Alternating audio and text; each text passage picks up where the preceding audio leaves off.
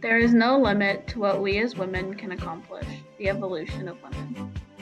The 20th century, also known as the Roaring Twenties, brought the most dramatic social and political change for women in history, especially in areas such as employment and the labor force, government and voting rights, and society as a whole. Prior to 1920, women did not have the right to vote or inherit, own, or purchase property, and the jobs they held were predominantly low-paying female occupations. Also, the lives of women in society were limited and controlled by men due to the lack of human rights and equality for women. During the 1900s, girls and women made many advancements in education, which led to the increase of women working in the paid labor force. During the First World War, women replaced men who had joined the army, yet the labor shortage was not substantial enough for a large-scale employment of women, and they did not receive equal wages to men. From 1953 to 1990, the labor force participation rate for women grew steadily, rising from about 24% in 1953 to 76% in 1990. And in 2014, the labor force participation rate of women reached 82%.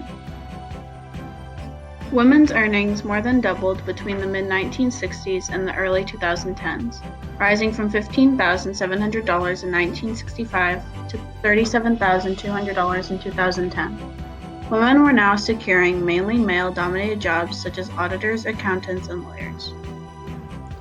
Throughout the 19th century, women fought to gain positions of power in the government, and finally, in the early 20th century, few women succeeded in being elected into the federal parliament and the provincial legislatures.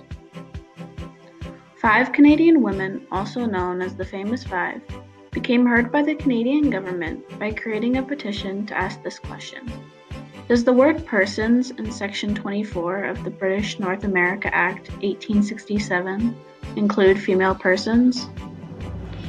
Today, women are seen working in all job areas such as doctors, lawyers, accountants, and even many governmental jobs. Great examples of powerful women who have made a mark in today's government are Mississauga's very own Hazel McCallion and Toronto's Premier Kathleen Wynne. In the past U.S. election, we saw the first ever woman, Hillary Clinton, running in the race for presidency of the United States. In conclusion, women have come a long way from not being considered as persons and not being able to vote, to holding many powerful positions in business and government. The future is female.